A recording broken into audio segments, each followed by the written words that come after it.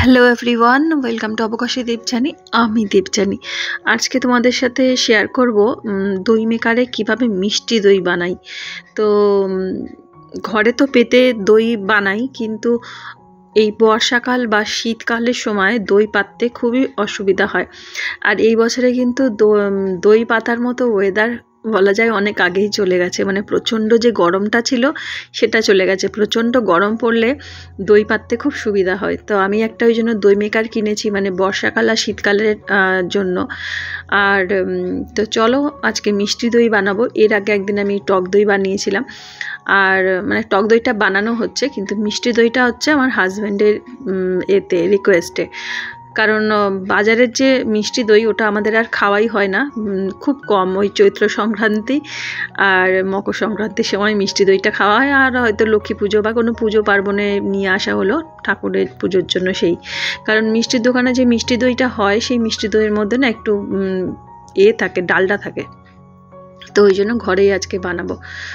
বাঙালি মানেই মিষ্টি দই, বাঙালি মানেই রসগোল্লা। তো আমরা এখন নিজেদের স্বাস্থ্যের কথা ভেবে মিষ্টি দইটাকে একটু অ্যাভয়েড করি, আর টক দইটাকে নিত্যদিনের সঙ্গী করে নিয়েছি। তো যাই হোক, প্রথমে দুধটাকে জাল দিতে বসিয়েছি, একদম ঘন করে জাল দেবো। আর একটুখানি মিষ্টি দইয়ের জন্য আমি পাউডার মিল্ক ইউজ করি। পাউডার মিল্কটা দিলে একটা থকথকে ব্যাপারটা আসে, ভালো হয়, টেস্টটাও খুব ভালো আসে, একদম দোকানের মতো।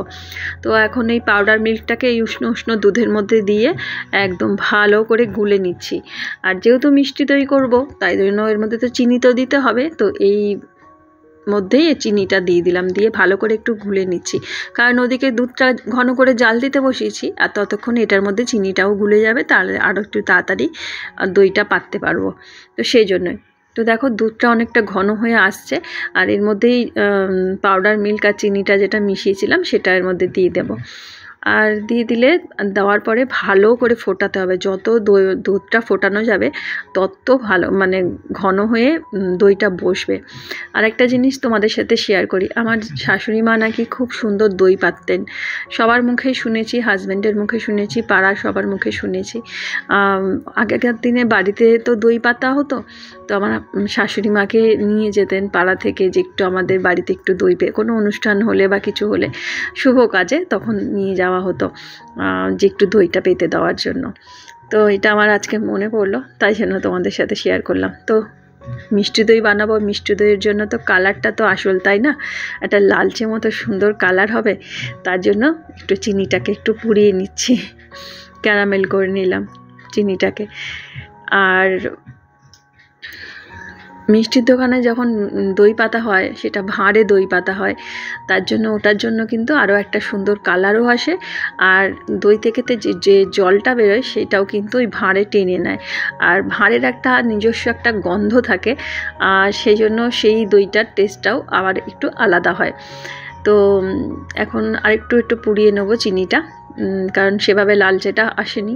হ্যাঁ, দুধ যদি আরও মানে ঘন ঘন করে জাল দিতে পারতাম, যেভাবে আমরা ক্ষীর বানাই, তাহলেও অনেক সুন্দর কালারটা আসতো। তো দুধ জাল দিতে দিতে অনেকটা সুন্দর কালার এসেছে।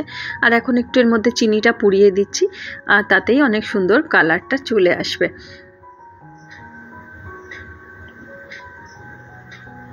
আর দুধটা ক্রমাগত নাড়তে হবে। এখন এটাকে আবার একটু গ্যাসে বসাবো, তাহলে ভালো করে ফুটিয়ে নেবো। আর যত ফোটানো হবে, যেটা প্রথমেই বলেছিলাম যে দইটা খুব সুন্দর বসবে, একদম টকবগিয়ে ফোটালে ভালো হবে। আর আমি স্টিলের পাত্রে, এর মধ্যে নিচটাতে একটু তামা মতো দেওয়া থাকে, কিন্তু অসুবিধা হয় না, এটাতে অতটা পুড়েও যায় না। আর চাল দেওয়ার সময় বারে বারে কিন্তু নাড়াতে হবে, না হলে কিন্তু তলার দিকে বসে যাবে, হয়তো পোড়াটে গন্ধ এসে যাবে। তো সমানে দুধটাকে যখন জাল দেওয়া হবে ক্রমাগত নাড়লে খুব ভালো হয়। তো আমি তো এইভাবেই দই পাতি, যখন ঘরেও দই পাততাম সেইভাবে। আর আজকে তো দই মেকারে দইটা পাতবো, তাই তোমাদের সাথে আজকে একটা ছোট্ট ভিডিওর মাধ্যমে শেয়ার করছি। তো এই দই মেকারটার খুব বেশি দাম না, অনলাইনে অনেক রকম আছে দই মেকার। তো আমার এইটা পছন্দ হচ্ছে, এটা নিয়েছি। এটা হচ্ছে 1 লিটারের। তো দেখলে আমি 2টো প্যাকেট নিয়েছি, মানে 1 লিটার দুধ নিয়েছি। কিন্তু দেখো দুধটা তো জাল দিতে দিতে তো ঘন হয়ে যায়, কিন্তু তোমাদের সাথে যেটা শেয়ার করি, আমার যেটা ভুল হয়েছে, 1 লিটারের বেশি যদি আমি দই মেকারটার নিতাম ভালো হতো, 1.5 লিটার বা 2 লিটারের দই মেকার নিলে ভালো হতো, তাহলে আমি একটু বেশি করেও বানিয়ে রাখতে পারতাম। আর যেহেতু এটা আমি 1 লিটারের নিয়েছি, যখন দইটা পাতবো কিন্তু তার থেকে একটু কমে যাওয়ার কথা। তো ওই জন্য তোমাদের সাথে শেয়ার করলাম, যাদের প্রতিদিন দই লাগে, যেমন আমাদের প্রতিদিন টক দইটা খেতে লাগে, তাহলে 1.5 লিটারের যদি দই মেকার কিনি সেটা খুব মানে ভালো হবে। সেটা একটু কমে গিয়ে 1 লিটার প্লাস মানে এরকম হয়তো দইটা হবে। তো এটা আমার ভুল হয়ে গেছে। 1 লিটার দেখে ভাবলাম যে ঠিকই আছে, অনেকটাই দইটা হবে। তো আর আজকে জানো তোমাদের সাথে শেয়ার করি, দইটা তো বানাচ্ছি, দইটার দারুণ টেস্ট হয়েছে। মানে আমার হাজব্যান্ড মানে রিকোয়েস্ট করেছে, তার রিকোয়েস্টটা রেখেছি, আর সে বলল যে খুব ভালো হয়েছে খেতে। তো ভিডিওটা তো বানিয়ে তো ভয়েস দিচ্ছি, তো তোমরা বুঝতে পারছো, কিন্তু বললো খুব সুন্দর হয়েছে, বলে দোকানের মতো হয়েছে। হ্যাঁ, দোকানে ডালডা দেওয়া থাকে, খেতে ভালো লাগে, কিন্তু ওটা শরীরের পক্ষে অতটা ভালো না। তো আমিও খেয়েছি, দারুণ টেস্ট হয়েছিল দইটা। তো দেখো দই মেকারের এই স্টিলের যে কন্টেনারটা, এটা ভালো করে আমি ধুয়ে মেজে নিয়েছি। ভিডিওর একদম প্রথমে এটাকে একটু ইউজ করেছিলাম, প্রথমে জল দিয়ে একটু দেখেছিলাম যে টেম্পারেচারটা ঠিকঠাক আছে কিনা, যদি হয়তো ফেরত দিতে হয় সেই জন্য। তো যাই হোক, এখন এই টক দইয়ের বীজটা নিয়েছি বা সাজাটা নিয়েছি। তো অনেকে বীজ বলে, অনেকে সাজা বলে। তো এই সাজাটা ভালো হলে দইয়ের টেস্টটাও ভালো আসে। আর আমি আজকে যে মিষ্টি দইটা বানাচ্ছি, সেটাকে সেই সাজাটা যদি রেখে দিই বা বীজটা রেখে দিই, সেটা দিয়ে যদি টক দই বানাই, টক দইয়ের কিন্তু দারুণ টেস্ট হবে, মানে খুব বেশি টক হবে না। তো এই প্যাকেটের টক দইগুলো কিন্তু খুব বেশি টক হয় না। তো একদম ক্রিমি মতো বানিয়ে নিলাম। এর মধ্যে দিয়ে দেবো এই ঘন দুধটা। তো এটাকে একটু ঠান্ডা হতে দেবো, মানে ফুটন্ত দুধ দেওয়া যাবে না, তাহলে কিন্তু দইটা পুরো কেটে যাবে, দুধ আর দই মিশিয়ে একটা অন্যরকম ব্যাপার হয়ে যাবে। এটাকে এখন একটু এই জন্য নেড়েচেড়ে ঠান্ডা করছি। দেখছো কেমন মোটা সর পড়ে গেছে, তো অনেকটা ঠান্ডা হয়ে এসেছে, সর পড়ে গেছে ওপরটা। তো ওই এখন হাতের মধ্যে, হাতের পাতাতে, মানে হাতের ওপরটাতে একটুখানি কয়েক ফোঁটা দিয়ে দেখবো যে টেম্পারেচারটা ঠিকঠাক আছে কিনা। অনেকে দেখেছি যে দইয়ের ভেতরে হাত, মানে দুধের মধ্যে, গরম দুধটার মধ্যে টাচ করে আঙুল দিয়ে দেখে, আমি ওরমভাবে দেখি না। আমি এইভাবে দেখি, যেরকম বাচ্চাদেরকে ছোটোবেলায় যখন দুধ খাওয়ানো হয়, দুধের বোতলে একটুখানি, মানে ফিডিং বোতলে একটুখানি হাতের পাতায় নিয়ে দেখে যে টেম্পারেচারটা ঠিক আছে কিনা। তো সেই রকম টেম্পারেচারটা নিতে হবে। তো দেখলাম যে ঠিকই আছে টেম্পারেচারটা, হাতের মধ্যে অনুভব করলাম, ফিল করলাম। তো এখন দিয়ে দিলাম দুধটা। তো দেখো যেটা বলছিলাম, 1 লিটার বলেছে, কিন্তু 1 লিটারের কমই কিন্তু দুধটা আছে জারটা, তার মানে ওরা হিসাব করেছে 1 লিটার, কিন্তু আমি যে দুধের প্যাকেটটা ঢাললাম 1 লিটার দুধ, সেটা কিন্তু কমে, কিন্তু আরও কমে গেছে, তার মানে 1 লিটারের এটা কমই ধরে।